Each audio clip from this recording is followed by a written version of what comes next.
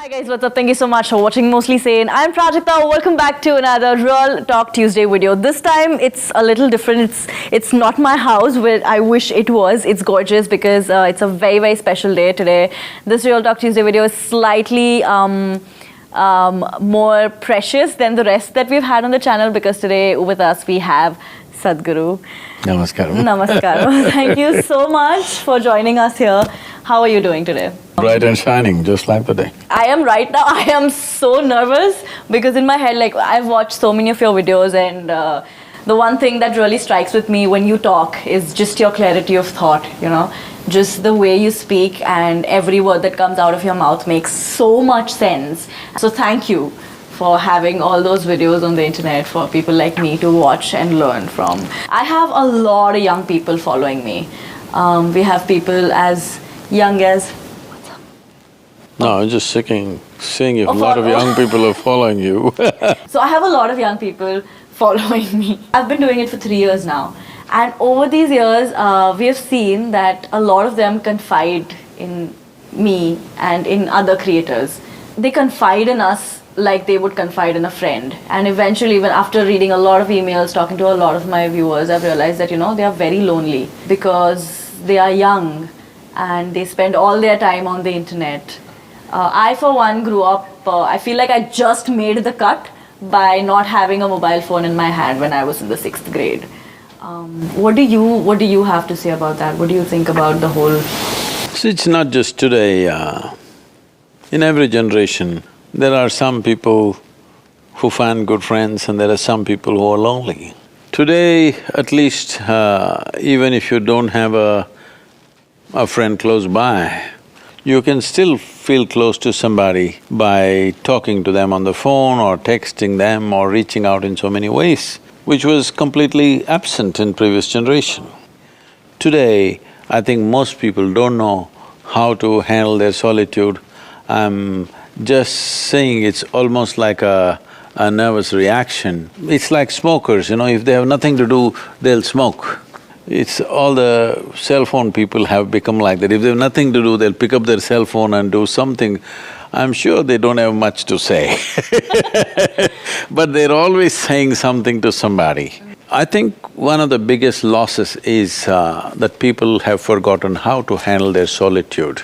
Being alone or lonely is not a bad thing. Not always a bad thing. See, you use two words, alone and lonely. Lonely is different. Okay. Being alone is a wonderful space. Lonely means you're longing to be with somebody, but that somebody is missing. That's lonely. Alone means you have found your own company very wonderful. When you're alone, if you feel miserable, obviously you're in bad company isn't it? Speaking of alone and lonely, I feel like a lot of young people that I have come across or that follow me or I have had the pleasure of talking to actually feel more lonely. They're grown old when they're young, if you ask me. They're not young. If you're young and exuberant, how will you feel lonely? You become like an old person, lonely, neglected. But do you think that their dependency on the internet or technology sort of takes away from the fact that they think that it's better to write to a YouTuber and email about what they're going through than to go to a friend or family talk about? You want to talk to somebody that you will never meet. You want to? Yeah, you want to talk to someone that you will never meet because you can say whatever you want. If you talk to your family, you talk to your close friend, every day you have to meet. And they might have made their own judgments, and those judgments, right, wrong, is not for us to judge now. But the important thing is, if you talk to me something very personal about your life, and if every day if you face me… Oh, you're gonna have that energy that, oh my God, he knows a secret. Yes, he knows it. This longing to talk to somebody about all your stuff in your mind, your emotions, is essentially coming from a certain inadequacy of your own existence. Exactly. This inadequacy cannot be handled with friendships. Friendship is only a balm. It's not a relief, it's not a solution. It is a balm which relieves you for a while. But You talk to one friend, it may last for a few hours, for a day, but next day again it's there, isn't it? Yeah. So what is it that's missing within one's life is something we have to look at. People have not learned how to handle solitude, they do not understand the value of solitude. It is something anybody who wants to approach something profound in their life naturally seeks solitude, isn't it? Those who do not approach anything profound in their life are always doing ba with somebody. Looking for… It's not only people to fall back on, it's more… it's like letting out steam. See, I'd never thought of it like that. In my head, I was always… because I grew up as someone, I still am someone as a person, you ask me anything, I'm going to answer it. Like, I've never had secrets, or I've never felt like, ooh, I can't talk, I'm not comfortable talking about this to anybody. Like, I've opened up very easily, and I love having conversations, and I love meeting people. Which is why I was very confused with, you know, the whole young people saying that we can't talk about our feelings, or we don't like sharing our feelings, or, you know, we don't like expressing, you know, might as well just like… you know, if you think about it much, it's going to become bigger, which was so confusing for me as a person. I was like, what? I always talk, you know, talking is therapeutic. I think conversations just help things so much. When you say talking is therapeutic, who needs a therapy? Only if they're sick, they need a therapy, isn't it? So we need to look at this. Why is this that we need a therapy right now? Because somewhere we have not hit the right lane within ourselves. So, to fix that, we need to look within first. Look within means what? People will start analyzing their own thought and emotion. Thought and emotion is not within, it's all outside. In the sense, the content of your thought, all collected from outside or no? The data? Yes. The content of your thought, Yes. whatever, Yes.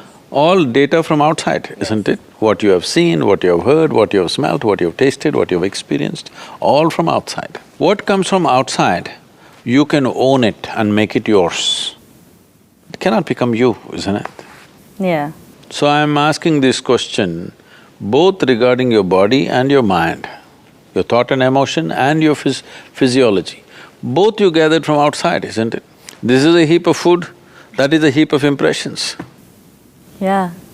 So what you gather from outside cannot be you. So right now, most people are dabbling with their physiology or their psychology. Physiological structure and psychological structure keep them busy for an entire lifetime. If I have to gather something more fundamental must be there, isn't it, to gather that? If that fundamental becomes a living experience for you, then all this therapies is not needed. Finding that one fundamental thing within yourself which will help you get rid of your inhibitions and all of that makes you think you need help or therapy. How do you get there? Most of the time, people are sleeping through their life. When I say sleeping through their life, most of the stuff that's happening with you, physiologically, energy-wise, thought-wise, emotion-wise, is largely happening unconsciously. This morning you woke up. From that moment to this moment, okay, a few hours, Yes. your body has been active, Yes. mind has been active, emotions been on, energy has been on. How much of it did you conduct consciously? None, I think. It's well below 1% for almost every human being. When 99+ percentage is happening unconsciously or accidentally, how can anybody be healthy? I don't know. Are there… because I'm sure my audience wants to know that, and I'm just trying to figure… is there a way? Of course there is a way.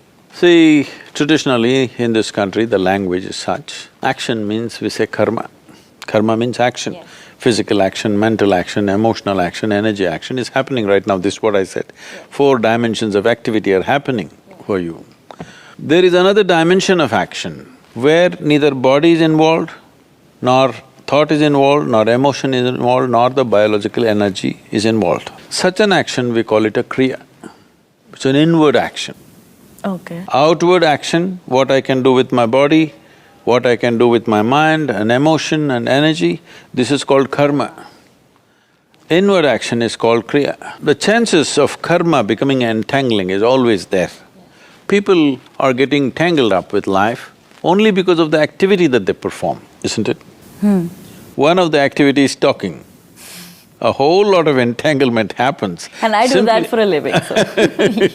Whole lot of entanglement happens only because people are talking, isn't it? Yeah. Right now, what you call as social media is just non-stop talking. Yeah. It is gossip gone global. Yeah. Non-stop opinions, Yes. non-stop comments. All this activity is entangling in some way if you do not conduct it with the necessary awareness. But the inward action is liberating in nature. This is called a kriya. So when you said, is there an exercise? It is not really an exercise because body is not involved, mind is not involved, emotion is not involved. A different dimension of the life that you are, fundamental life, is involved. So this is called a kriya. If one every day touches something beyond their physiological and psychological structure, a space or a dimension beyond these two aspects, in that there is no turmoil. The only two kinds of sufferings that people know are physical and mental, isn't it? Do you know any other kind of suffering? There is no other kind of suffering for a human being. Physical suffering, mental suffering. For most people, it's only mental suffering. Physically, maybe an ailment or an injury or something sometime. Physically, there is pain. But suffering is essentially mental. If only, to put it very simply, if only your mind was taking instructions from you, would you cause suffering or joy to yourself? Joy. So obviously your mind is not taking instructions from you. So we are talking to people, we are trying to do therapies, we're doing all kinds of things. Essentially, what you call as suffering that people are going through is their own intelligence has turned against them, that's all. Once your intelligence is against you, no force in the universe can save you. Once our own intelligence has turned against us, isn't it? Yes. Suppose right now, my right hand starts punching my face. If some other hand tries to punch me, I have ways to stop it. Yes, but you can't… yeah. If my hand starts punching me, Yes. there is no way out of it. Somebody has to tie it down. Yeah. If it doesn't work, somebody will have to amputate it, Yes. otherwise this will kill. Right now, that's what people are doing with their own mind. They don't need anybody's help. Most people don't need an enemy, they're doing fine by themselves. Oh, like that. Okay, so I don't know, what you would suggest is in everyday life, sort of just try to be a little more aware of your thoughts, of your actions. Then you will become maybe mentally alert. Mental alertness is not awareness. Okay. Mental alertness will make you survive better. Suppose you're mentally alert, you'll drive better, maybe you'll conduct your profession better, maybe you'll do many other things better. But it doesn't matter how well you survive, you can still suffer. Compared to how people lived here 10 generations ago, today you're living like a queen, isn't it? Yes. In the history of humanity, we are the most comfortable generation, isn't it so? But are we bursting with joy, I'm asking? And you know what gets to me really is about how young that starts. So last year I did this campaign called #IPledgeToBeMe, which was against body shaming, where on World Mental Health Day I actually made a video saying, hey you guys, you know what, if there's anything you're going through, anything you want to talk about and you don't have anybody to talk to it about, then here's my email ID, you can write to me, you know what, if that helps you feel better. And I got so many emails, but this one email stuck with me. It was by this 9-year-old girl who wrote to me saying she's suicidal because she's fat and dark, and her family thinks she's 9 years old, and her family used to tell her that you're never going to get married. Nobody's ever going to marry a fat and dark child like you. So I feel like, you know, this whole thing where you start becoming your own enemy in your own head, I think that has been starting pretty young for a lot of people. When I was 9 years old, I didn't know how I looked. Were you fat? I was chubby. The double chin has been everywhere with me for the longest time. I was a chubby kid, but it never really came to my attention about what color I was or what size I was when I was 9. The level of exposure today is such that what happened to you at 14 is happening at 9. Yeah. It's like preponed everything. It is, yes. So what happened probably in my generation at 18 happened to you at 14. What happened to you at 14 is happening at 10 or 9 now. So this rush to live… To grow up. To live. Okay. Essentially to live early, you know. Everybody wants to live, they think it's a race. Yeah. If life is a race, you must win. If you must win, you must get to the finish line quick. First, yeah. That means what? You must be buried first ahead of others. If you win the race, you're finished, isn't it? Yeah. So life is not a race, it's something we need to understand. Life is not a race, it is a certain phenomena.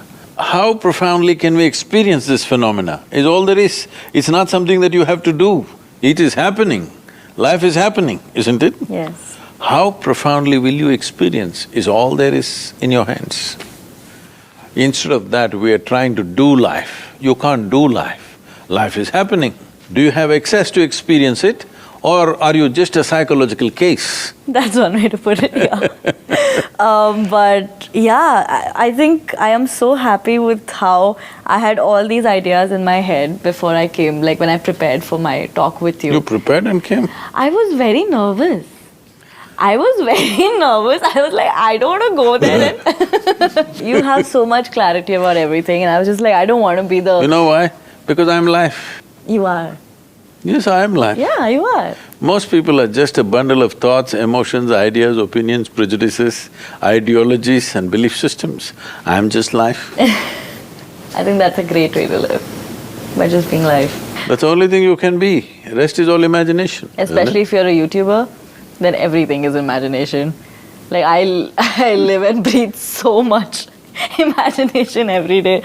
But thank you so much. This has been great. I am so glad that I got to spend this time with you and I actually got to talk to you. It means a lot. And I'm sure it means a lot to all my viewers Please, also. guide the young people right, huh? Guide the young people right. Young people right because they're messing themselves up too early. Exactly. Which is why meeting you was… I was looking forward to it so much. And thank you so much for giving us your time. Please take care. And thank you so much for watching this video, guys. If you like this video, make sure you give it a big fat thumbs up. And don't forget, I come up with new videos every Tuesday, Thursday and Saturday. And also subscribe to my channel, please. I'm gonna see you guys again on Thursday until we meet. Love, love.